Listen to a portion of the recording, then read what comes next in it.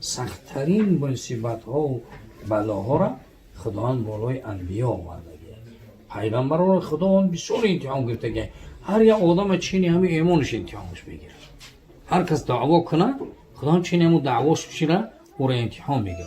و میگه هر در محبت هر که او دعوا کنه 100,000 امتحان بر وی کنند، گر بود صادق کشد بار جفا، ور بود کاذب گریزد از بلا. اگر بنده کاذب باشد در را میگه ای خدا من ایتا کردی، خدا تو من نکردی، شکایت میکنه. دیگه باید شکایت نکنه. حضرت ایوب علیه السلام خداوند 18 سال بیمارش کرد. 16 تا بچه‌ش در پیش چشمش یک تا خداوند گرفت. غلام ها داشت، بای بود، همین ثروت، همه ثروتاش ای دستش گرفت خداوند. همین شیطان گفت که ایرا گفت چی فرزندی بسیارش داده، به خاطر این فرزنداش تو ای الله عبادتت میکنم. خداوند گفت که شیطان که همین فرزنداشم که بگیرم یا عبادت من یک طرفت العین، یعنی چی چشم نمیپوشم. بچه‌هاش یک تا در پیش چشمش گرفته که با عبادت زایتر کرد.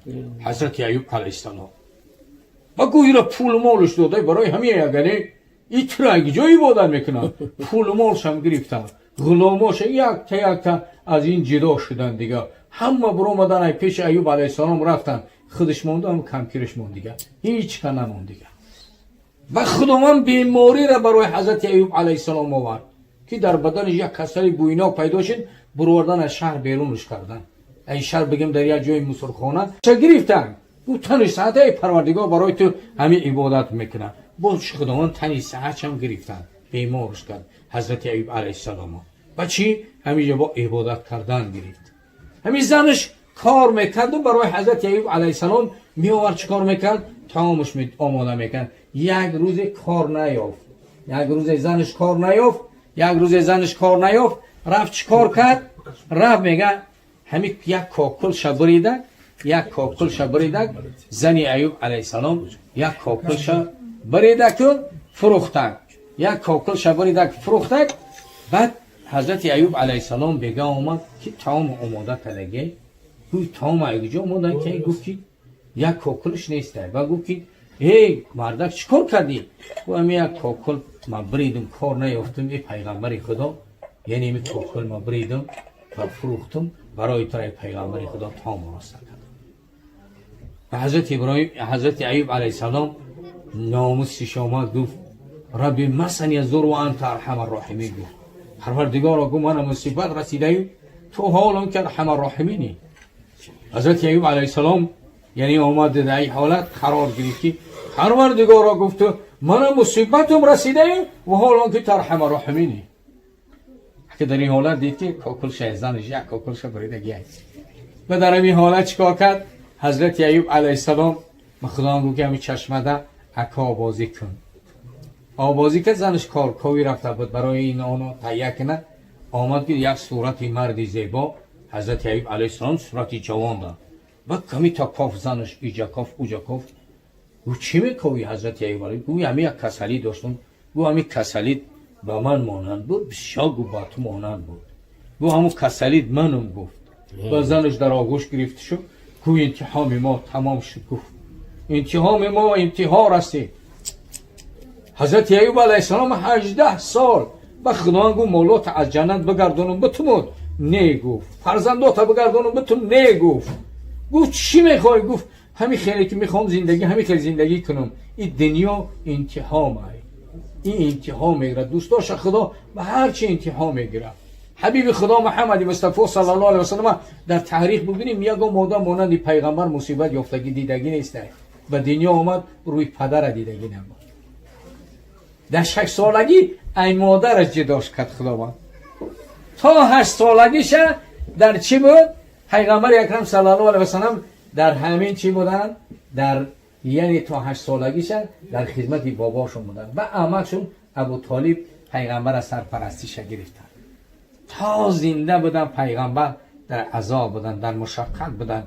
دایم پیغمبر اکرم صلی الله علیه و سلم میگه تنها می نشستن، می ایستادن، نگاه میکردن که چی گپی در دنیا. مصیبت میگه اگر شما نظر کنید با مصیبت پیغمبر یگان مصیبت برابر نمیشه. حتی شکمبای پری نجاست در گردنش بار کردن در مکه، سرش برداشتن نتوانست پیغمبری اکرم صلی الله علیه و سلم. حتی ببینیم عبدالرحمن حتی عبدالله ابن مسعود میگه که میگه من همونجا بودم، شکمبای پری نجاست از گردن پیغمبر دور کردن نتوانستم. ای گردن پیغمبر شکمی پر نجاست میگه دور کردن نتوانستم. میگه ناگهان میگه فاطمه زهرا آمد میگه ناگهان آمد همون شکمبای پری نجاست از گردن پیغمبر گرفت. پیغمبر میخواد دستاش میگه برداشت، گو الله من عاجزم تو عاجز نیستی، خدای اینا رو حواله به تو میکنم. همونایی که در همین نقش داشتن همشون یکایک در بدر کشته شدن. همین خیلی خدا دوست داشتن امتحان میگیره، مصیبت ها را میاره و نبلوکم بالشر والخیر فتنه و الینا ترجعون. میگه خدا به خیر شر شما را امتحان میگیرم، تنمون صحت میکنم، بیمارمون میکنم، الله دوستمون میداره. همین بیمار پیغمبر میگه مجبور نکنین طعامش ندین. میگه برای چی؟ او در مهمانی خداه. همین خیلی آدم تا 3 روز تا 4 روز طعام نمیخورن، یکی گوشت نیست، او در مهمانی خداوند او بیمار. دیگه هر مصیبتی که به سر ما میاره او خیره به خدا قسم.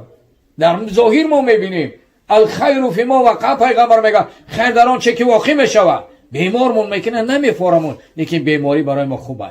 هر مون صحت میکنه او هم خیره. خدا میگه و نبلوکم بالشر والخیر فتنه، یعنی فتنه امتحانا، ما را امتحان میگیره. ثم الینا ترجعون، بعد از آن همه شما به سوی من میگردید. برای پیغمبر اکرم صلی الله علیه و سلم یه روز سینی اصحاب گفت کیف اصبحتم، همین چلی که مبارک شون خطی گفت کیف اصبحتم، چه خیلی همین شب روز کردین؟ گفتن اصبحنا ایمان بالله، گفتن ایمانی به خدا قطعی همین شب روز کردیم. پیغمبر خدا گفت ما علامت ایمانکم، علامت ایمان شما چه که بگین همین شب ما با ایمان روز کردیم؟ و اینا گفتن که نصبر علی البلا و نشکر علی النعما و نرضا بالقضا. اینا گفتن صحابه که ما به بلاهای خدا مصیبت‌های خدا صبر میکنیم، به نعمت‌های خدا را شکرگزاری میکنیم و به حکم خدا راضییم. و پیغمبر چلی که مبارک شونه به سوی کعبه اشاره کن، برای بالکعبه گفت. به کعبه هم قسم خورده نمیشه یا به قرآن هم قسم خورده نمیشه، برای بالکعبه گفت. و پروردگار کعبه که انتم مومنین حق، شما مومنای حقیقی. مومنای حقیقی چیکار میکنن؟ صبر میکنن. در چی؟ در مصیبت ها. در مصیبت ها صبر میکنن، در نعمت ها شکرگزاری میکنن. یعنی چی؟ به حکم خدا راضیان. به حکم خدا چی ان؟ راضیان. برای همین در حدیث قدسی خدا میگه که من لم یصبر بالبلاء و لم یشکر علی النعماء و لم یرضى بالقضاء فلیخرج من فوق الارض و تحت السماء لیطلب ربا سواه. خدا در حدیث قدسی چی میگه؟ ای محمد صلی الله علیه و سلم بگو به بندگان من، کسانی که بر بلاهای من صبر نمیکنن و به چی؟ به نعمتهای من شکرگزاری نمیکنن و به حکم من راضی نیستن، بگوشون از روی زمین من، از تحت آسمان من ببرن خدای دیگه طلب کنن. کجا میبرای دیگه؟ کجا میبرای؟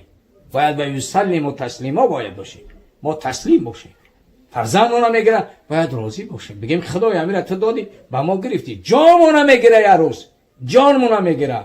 همه قیمت‌ترین چیز در وجود انسان چیه؟ جان. سعدی میگه تن آدمین بزرگ است با جان آدمیت، نه همان لباسی زیباست نشانی آدمیت. مگر آدمی نبودی که اسیر ماندی که فرشته راه ندارد به مقام آدمیت. جانمون رو بگیره. چی؟ جانمون رو بگیره. این نعمت‌هایی که یا در ظاهر ما میبینیم اینا نعمت هم به خدا قسم.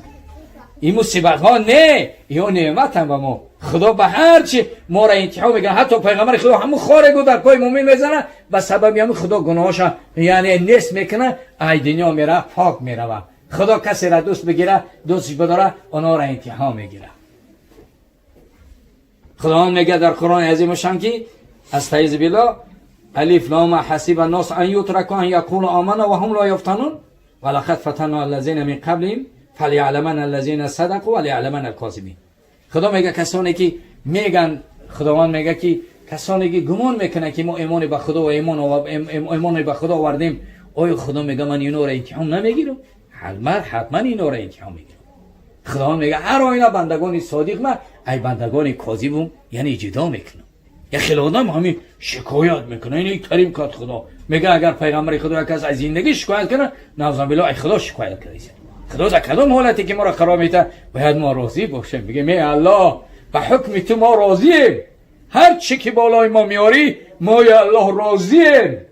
انا من رب راضی و انا من رب راضی گفت. ابوبکر صدیق 400,000 دینارش میگه آورد داد. همین یک چادرش مونده بود. یک چادرش همون چادر در خیچه پیچوندگی بود. یک چادر در خیچه پیچوندگی بود. بعد آمدن بعد جبرائیل آمد سلامش داد. گفت به ابوبکر سلام برسون. برای ابوبکر سلام برسون. بعد جبرائیل آمد پیغمبر خدا را گفت که من ربک سلام. بعد حضرت پیغمبر خدا جبرائیل حضرت ابوبکر رو گفت که حسین پیغمبر لک سلام علی جبرائیل سلام. الله و سلام گفت که خدا میگه که همین 400,000 دینار شدادای یک چادر در خیچه پیچوندگی کم بغلی در قرار داره. آیا بگوش که ایمن راضیه یا راضی نیسته؟ آیا راضیه یا راضی نیسته؟ ابوبکر ایجاش خست وان من رب راضی وان من رب راضی گفت از پروردگارم راضیم.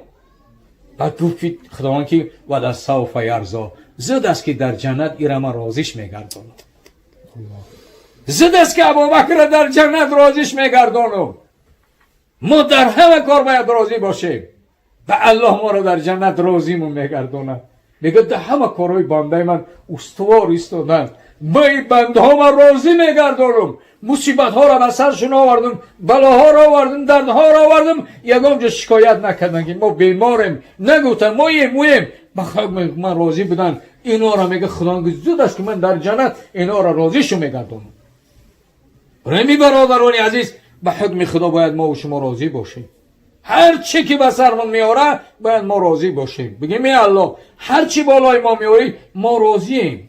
و نبلوکم بالشر والخیر فتنه و الینا ترجعون میگه خدا نه به خیر و شر من شما را فتنه یعنی امتحان میگیرم. ثم الینا ترجعون بازگشت همه ما شما چه به سوی الله عزوجل. برای می دعا میکنیم که پروردگارا اللهم ثبتنا علی الایمان و عمل صالح و احینا حیاتا طیبه والحقنا بالصالحین الذين یقولون ربنا هب لنا من ازواجنا و ذریاتنا قرة الاعین واجعلنا للمتقین اماما. پروردگار گذشتگان بابای رئیس پروردگار گذشتگانشون رحمت کنه، جاهاشون جنت بگرم. با خواندگان خاندانش که در قید حیات هستند علل خودشان خداوند از تمامی بلاهای آخر زمان ای فتنه‌های آخر زمان در پناه اسمتی خودش نگهبان باشه. اللهم احفظنا یا فیاض من جمیع البلاء والامراض بفضلك و کرمك یا اکرم اکرمین و یا خیر الناصرین و صلی الله علی خیر خلق محمد و آله و اصحابه اجمعین برحمتک یا ارحم الراحمین. خدا نگهبانتون باشه.